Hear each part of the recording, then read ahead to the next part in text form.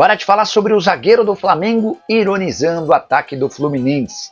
Eu me refiro a Léo Pereira, que depois do empate em 0-0 entre Flamengo e Fluminense, resolveu destacar a falta de coragem do tricolor.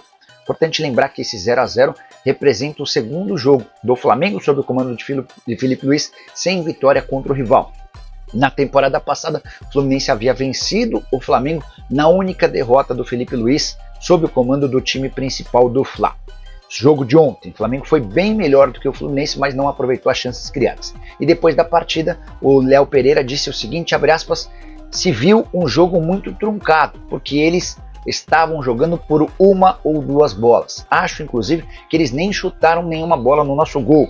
E eles têm um goleiro fantástico do outro lado, que fez um milagre no final.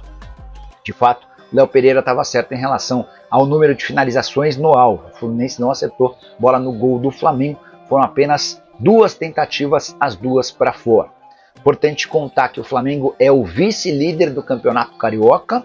O Flamengo tem 14 pontos contra 16 do Volta Redonda, ambos com 8 jogos. Sobre Casemiro e a chance de o volante de 32 anos de idade do Manchester United voltar ao futebol brasileiro. Posso assegurar que o Flamengo sondou a situação do atleta nos últimos dias. Já o São Paulo, que é sempre alvo de especulações, não tem nenhum interesse ou condição financeira de contratá-lo. Quero explicar todos os detalhes a partir de agora. Primeiro, lembrar que o Casemiro está fora dos planos de Rubem Amorim, o técnico do Manchester United. Nas últimas 5 partidas da equipe, o Casemiro só esteve em campo em 20 minutos. Jogou 1 minuto contra o Leicester e 19 minutos contra o Steaua Bucareste. Jogador extremamente caro, ele tem um dos 10 maiores salários de toda a Premier League, com vencimentos na casa de 9 milhões de reais por mês. O contrato do Casemiro com o United só se encerra em junho de 2026. O clube inglês topa emprestá-lo e ajudar com parte dos salários. São Paulo adoraria ter o Casemiro, jogador formado na base, com enorme identificação e que já se declarou São Paulino, mas não há condição financeira para essa negociação. O tricolor alega que hoje já custa mais do que aquilo que estava orçado. E o São Paulo de 2025 vai precisar seguir à risca todo o seu planejamento financeiro, sob o risco de ter dificuldades com o FDIC, aquele fundo de investimentos que está captando no mercado 240 milhões de reais por conta disso. Ainda que o United ajudasse, por exemplo, com 7 dos 9 milhões de reais por mês do Casemiro, o São Paulo não teria 2 milhões de reais para completar o salário por mês do atleta. Já em relação ao Flamengo, informação exclusiva. Filipe Luís adoraria contar com o Casemiro. Alexandro e Danilo, seus parceiros dos tempos de seleção, também chegaram a entrar em contato com o Casemiro para entender as condições, mas o Flamengo entende que por conta de todas as cifras seria um negócio para lá de arriscado e complicado. Por mais que o United tope ajudar com a maior parte dos salários, ainda ficaria um valor bastante alto para ser pago de um Flamengo que tem sido econômico nas contratações. 2 notícias ruins, tanto para o Fluminense quanto para o Flamengo, que são lesões de jogadores importantes.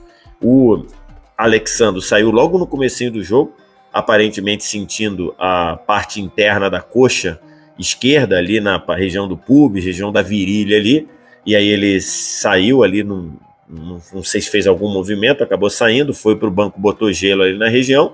Segundo a Monique Danello, que estava no Maracanã fazendo a cobertura do jogo, pareceu, e segundo a informação da primeira avaliação da comissão técnica, que foi, ele saiu mais por precaução, mas é algo que preocupa, porque o Alexandre é um cara muito importante, inclusive o Alexandre fez falta na capacidade de um toque de bola mais qualificado, de uma construção mais qualificada, embora o Ayrton Lucas tenha entrado e tenha tido muitas participações e ações ofensivas. O jogo, cara, foi um jogo muito amarrado, um jogo muito equilibrado, é verdade, e um jogo muito amarrado em que no primeiro tempo, basicamente, os goleiros não tiveram nada a fazer. O Rossi não fez nenhuma defesa. O Rossi, deixa eu até olhar aqui, terminou o Rossi sem fazer defesa, né? O Rossi terminou sem fazer nenhuma defesa no jogo. O Fluminense não chutou nenhuma na moldura. E o Fábio, no primeiro tempo, só trabalhou numa outra saída de bola. O lance mais perigoso do primeiro tempo foi um cruzamento do Pulgar, se eu não me engano, da esquerda, que o Bruno Henrique cabeceou, a bola saiu à esquerda do Fábio, né, na esquerda da trave do Fábio, e se vai no gol, o Fábio não chegaria. O Bruno Henrique tirou muito de cabeça e acabou saindo. Então, primeiro tempo muito amarrado, com o Fluminense começando melhor, muito agressivo, impedindo a saída de bola do Flamengo. Depois o Flamengo foi crescendo aos pouquinhos, mas sem conseguir ter aquela imposição de ocupar o campo de ataque. Ele foi fazer isso ali depois dos 32, 35, então o Flamengo termina tocando muita bola e tendo muita posse de bola na frente, mas sem conseguir criar.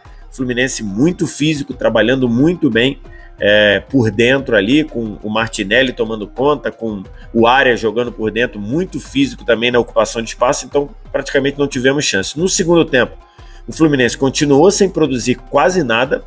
O Arias veio para o lado direito, o Lima entrou no lugar do garoto Riquelme, que desperdiçou, perdeu muitas bolas, né? Não conseguiu ficar com a bola, o Lima entrou no meio, o Arias veio para a direita. Então, o Flamengo continuou tendo dificuldade para criar, uma partida ruim do Michael, uma partida ruim do Plata, sem grandes aproveitamentos.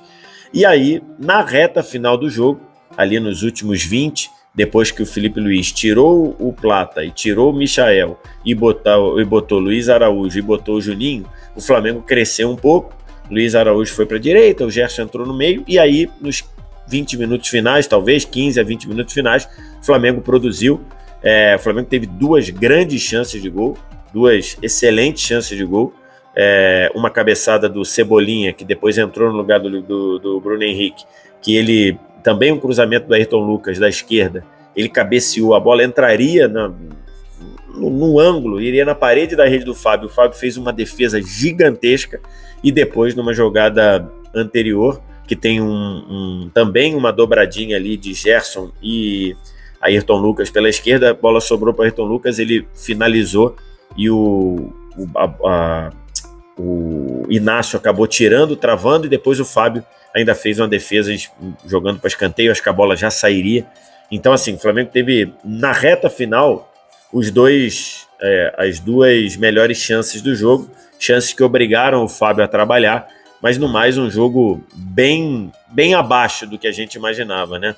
O Fluminense conseguiu atrapalhar muito o Flamengo, o volume de jogo do Flamengo conseguiu atrapalhar demais a capacidade do Flamengo envolver o Fluminense, a capacidade do Flamengo criar oportunidades no campo de ataque. Para mim ficou muito, muito clara essa dificuldade do Flamengo na maior parte do jogo, quando o Cebolinha, Luiz Araújo, o Juninho menos, né, mas até melhorou também, e o Bruno Henrique veio pela esquerda antes do Cebolinha entrar, foi quando o Flamengo conseguiu criar alguma coisa, mas uma partida abaixo. Então, assim, em termos produtivos do Flamengo. No Brasileirão, é isso, gente. Muita gente reclamando porque a Arrascaeta, De La Cruz foram poupados para controle de carga. Você, torcedor, você que não entendeu ainda que Campeonato Carioca é uma pré-temporada, você vai continuar reclamando desse tipo de situação. Campeonato Carioca é uma pré-temporada. Mas por que o Arrascaeta jogou contra a Portuguesa e foi poupado contra o Fluminense? Gente, o jogo da Portuguesa e o jogo do Fluminense vale a mesma coisa. Nada. Se o Flamengo perdesse para o Fluminense hoje, ia mudar alguma coisa? Sejamos francos. Nada. Se o Flamengo perdesse para a Portuguesa, ia mudar alguma coisa? Nada. Inclusive, a derrota para a Portuguesa ia repercutir muito mais que a derrota para um Fluminense. Ou eu estou mentindo? Clássico. Teoricamente é normal você perder, embora você seja favorito. O Felipe Luiz está certo.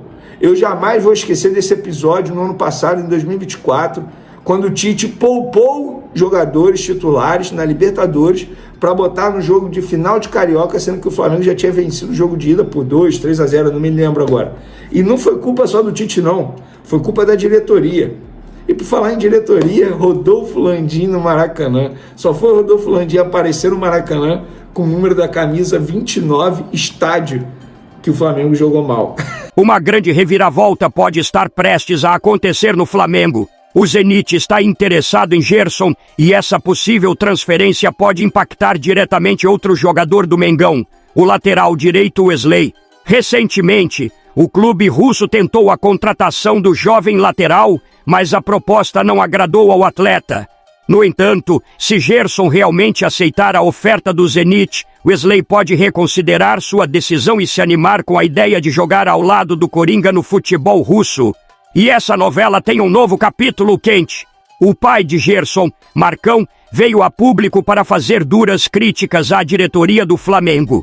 Em um podcast no YouTube, ele afirmou que o clube não valorizou Gerson em nenhuma das passagens dele pela Gávea, deixando claro o descontentamento com a antiga gestão de Rodolfo Landim e Marcos Braz.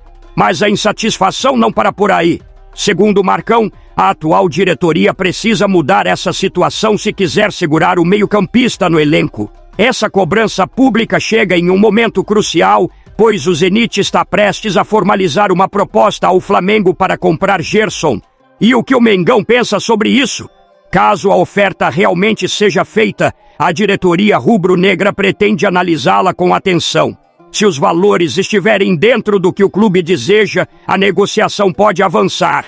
No entanto, uma coisa é certa, Gerson só será liberado na janela do verão europeu, ou seja, após a conclusão do Super Mundial de Clubes. Será que o Coringa vai deixar o Flamengo mais uma vez? E o Wesley vai mudar de ideia e embarcar para a Rússia junto com o Camisa 8. A torcida está dividida e essa novela promete mais capítulos.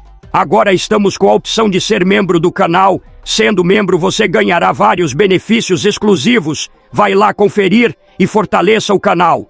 Deixe sua opinião nos comentários e não se esqueça de se inscrever no canal para não perder nenhuma atualização do Flamengo. Até a próxima e saudações rubro-negras.